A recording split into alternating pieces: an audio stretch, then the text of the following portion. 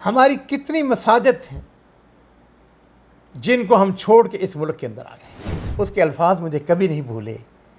وہ کہا کرتا تھا مجاہد صاحب، وہاں پر پشو جانور ان مساجد کے اندر باندھے جاتے ہیں۔ میرے والد گرامی اللہ تعالیٰ ان کی مغفرت فرمائے، میں چھوٹا سا ہوتا تھا، مجھے اپنے پاس بٹھایا کرتے تھے اور پاکستان کے حوالے سے وہ اپنے واقعات مجھے سنایا کرتے تھے اور مجھے بتایا کرتے تھے کہ پاکستان کے لیے کتنی محنت ہوئی، پاکستان کے لیے کتنی قربانیاں دی گئی۔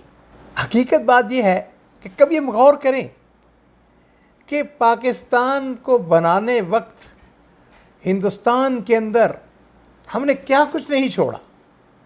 ہماری کتنی مساجد ہیں جن کو ہم چھوڑ کے اس ملک کے اندر آ گئے۔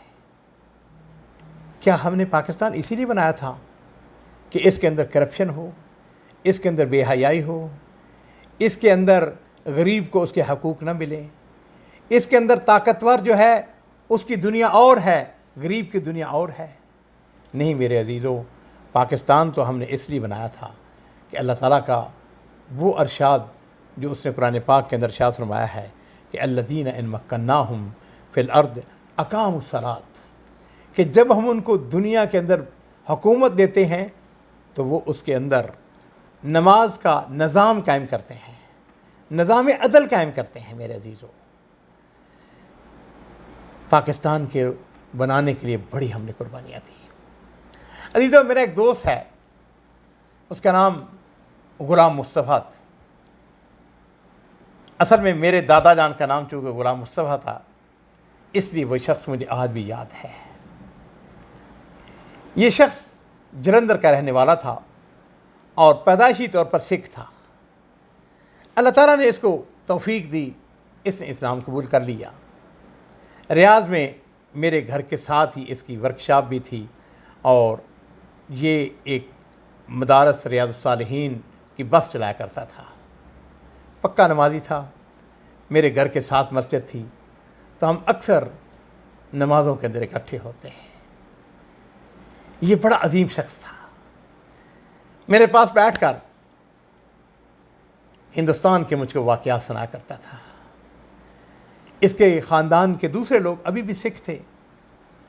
بہرحال اس نے نہ صرف اسلام قبول کیا بلکہ اس کی بیوی، اس کے بچے الحمدللہ پکا موحد تھا، اور میرے ساتھ بیٹھ کر وہ واقعات مجھ کو سنایا کرتا تھا، ان مساجد کا حال بتایا کرتا تھا جو جلندھر اور اس کے ارد گرد مسلمان چھوڑ کے آئے تھے۔ آپ کے علم میں ہے کہ یہ سارا علاقہ، یہ سارا پٹی، گرداسپور، جلندھر، یہ سب کے سب کیا تھے؟ یہ مسلمان اکثریت کے علاقے تھے۔ یہاں پر کتنی مساجد، اور پھر میں اور غلام مصطفیٰ بیٹھ کر ہم ان مساجد کے بارے میں سوچا کرتے تھے۔ اس کے الفاظ مجھے کبھی نہیں بھولے۔ وہ کہا کرتا تھا مجاہد صاحب، وہاں پر پشو جانور ان مساجد کے اندر باندھے جاتے ہیں۔ اور مجھے یاد ہے کہ ہم نے ایک دفعہ ایک پلان بھی بنایا، اس کے تحت میں نے اس سے پوچھا کہ کیسے ان مساجد کو ہم آزاد کرا سکتے ہیں۔ کہنے لگا مجاہد صاحب، اس کا طریقہ یہ ہے کہ ہم کچھ فنڈز وغیرہ اکٹھے کریں۔ پرانی بات ہے، الحمدللہ ہم نے کچھ فنڈز وغیرہ بھی مہیا کیے تاکہ ان مساجد کا کو واگزار کرایا جا سکے، ان کو آزاد کرایا جا سکے، چونکہ وہ وقف املاک کے اندر تھی لیکن ان کو پوچھنے والا کوئی نہیں تھا۔ تو میں کئی دفعہ سوچتا ہوں کہ پاکستان کو ہم نے بناتے وقت کتنی قربانیاں دیں، جانوں کی قربانیاں نہیں دی، ہم نے مساجد کی قربانیاں دی، ہم نے اپنے بزرگوں کے قبرستان کو وہاں پہ چھوڑا۔ اور اس کے بعد جب میں اس وقت پاکستان کی حالت کو دیکھتا ہوں تو کئی دفعہ مجھے تعجب بھی ہوتا ہے، شرم بھی محسوس ہوتی ہے، لیکن میں آپ کو یہ ضرور کہوں گا، پاکستان کو محبت کیجیے۔ عزیزو، غلام مصطفیٰ کے حوالے سے میں یہ بات آپ کو بتانا چاہوں گا۔ ان پڑھ آدمی تھا، کوئی بہت زیادہ پڑھا لکھا نہیں تھا، لیکن اس کے دل کے اندر اسلام کی تڑپ تھی۔ دارالسلام نے 26 زبانوں کے اندر قرآن پاک کے جو تراجم کیے ہیں اس میں ایک ترجمہ گرمکھی زبان کا بھی ہے۔ مجھے یہ بتاتے ہوئے خوشی محسوس ہو رہی ہے کہ غلام مصطفیٰ اس گرمکھی زبان کے ترجمے کا سبب بنا۔ جب بھی میرے پاس بیٹھا کرتا تھا کہتا تھا مجاہد صاحب گرمکھی زبان کے اندر، یہ سکھوں کی زبان ہے نا، کہا کرتا تھا اس کے اندر قرآن پاک کا ترجمہ کریں۔ تو میں نے آہستہ آہستہ جب میرا ذہن تیار ہوا تو میں نے کہا کہ ترجمہ کون کرے گا؟ کہنے لگا یہ میرے اوپر چھوڑے، میں آپ کو آدمی دوں گا۔ چنانچہ اس نے پھر جلندھر کے اندر ایک ڈاکٹر کو جو کہ پڑھے لکھے تھے، عالم دین بھی تھے، ان کو تیار کیا۔ تو بہرحال الحمدللہ اس کی وساطت سے یہ ہم نے گرمکھی زبان کے اندر قرآن پاک کا ترجمہ شائع کیا۔